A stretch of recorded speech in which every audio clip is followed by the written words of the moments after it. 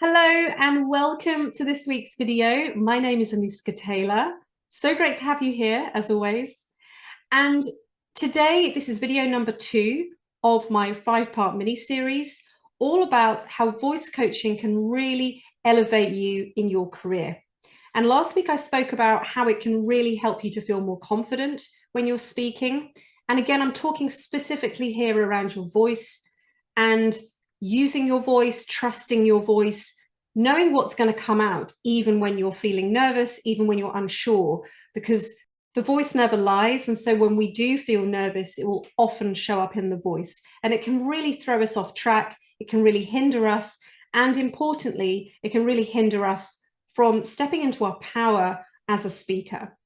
So I will link to that video below if you haven't seen that one. But today I'm talking about speaking persuasively. And this is absolutely essential in business or career advancement. You really cannot get away with not using your voice. It doesn't matter what you do, you will have to communicate at some point, whether it's to clients and customers, stakeholders, team members, audience members, doesn't matter, you will have to communicate. So being able to persuasively communicate is essential. And this is really about using your voice with conviction, with authority, with eloquence, and being able to speak in a compelling, engaging way. Now, yes, the words that you choose are going to have a bearing on that, but your voice is the vehicle with which you express those words. So it's so much about how you use your voice is so critical to this. And what I find in my work is people know they have a big mission, they have an important message or something they want to share or an idea that they want to communicate, and they've got a lot of passion behind it, but they can't match that passion, that internal passion, with their voice. The voice is saying one thing and their words are saying something else.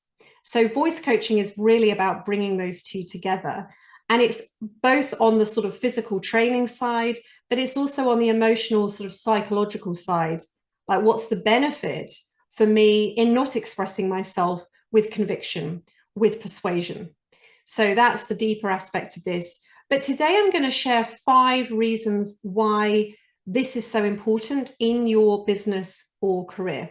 So the first one is the ability to present your ideas with clarity, confidence, and conviction.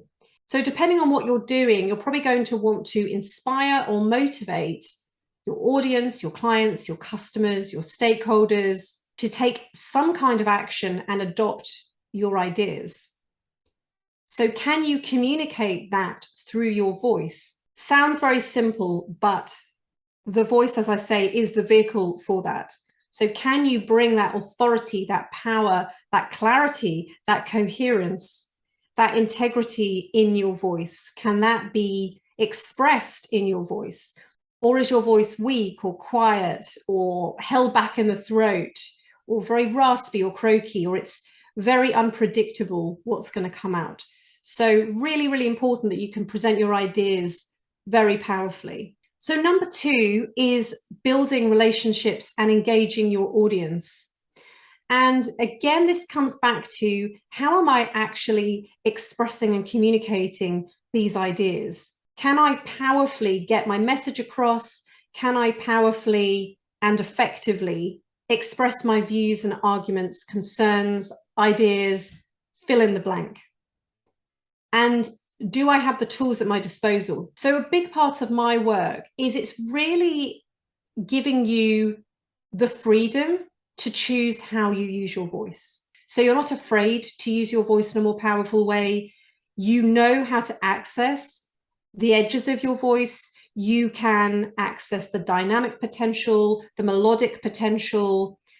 You understand how to powerfully communicate, to project your voice, to articulate with clarity. So all of this are the tools that you learn.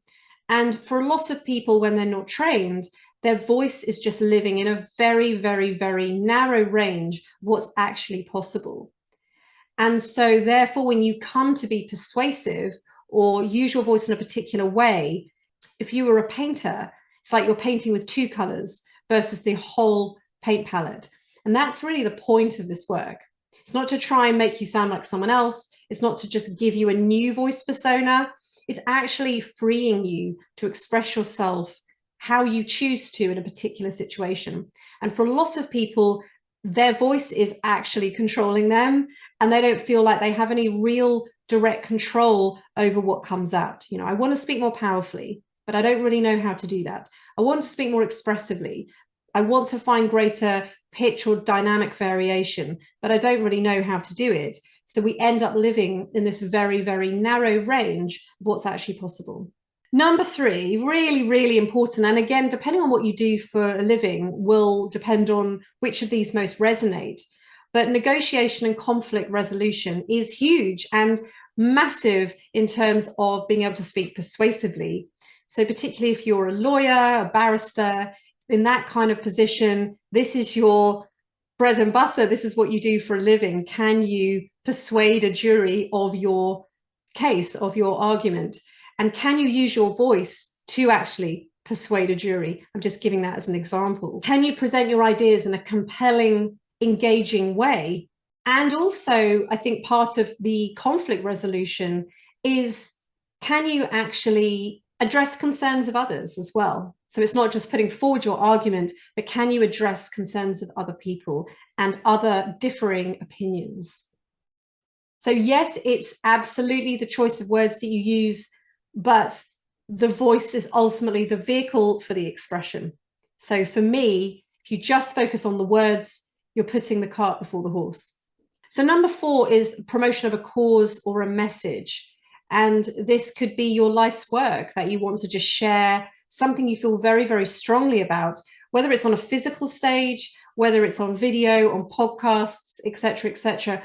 But the commonality with all of this is your voice. Can you deliver a persuasive speech? Can you access the different shades of color and timbre in your voice to deliver a speech persuasively? Or is it very one-dimensional? And number 5, which I've sort of touched on, is driving sales. And we may not think about our voice as being that important. Again, I think particularly in our modern world, our focus normally is on if I just say the right words, if I just get the presentation nailed in terms of the structure and I get the right words that I've got to say, then everything else, well, whatever happens, happens. But your voice is so powerful, and far more powerful than the words you're actually choosing. And as my mum always used to say, it's not what you say, it's how you say it. And it is so true. 2 people can say exactly the same thing. One person you'll listen to, one person you'll just be like, whatever. So again, when we are thinking about driving sales, can we communicate powerfully, with conviction, with authority, what we are selling, whether it's a product or a service or an idea? Because ultimately, it doesn't matter how great your idea is, how great your service is, how great your product is, if you cannot communicate it to your audience, it's irrelevant. So your voice is absolutely essential for this. Can you communicate with conviction, with clarity, and with power? And it will. So not if I sort of happened, it just happens to happen. This is a conscious choice. I choose how to use my voice versus my voice just carries me and I just have to sort of somehow manage whatever shows up.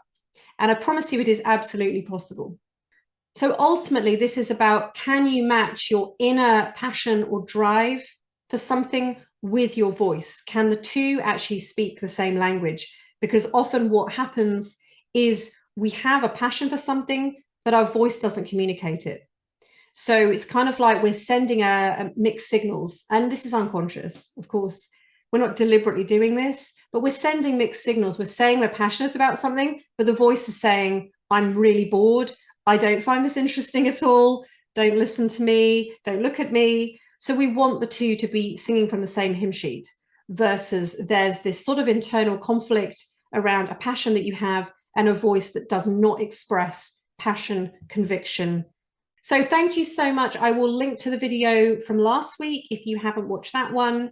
And if you are interested in finding out more about my work, please do look at the links below. You can book a 30-minute voice discovery call.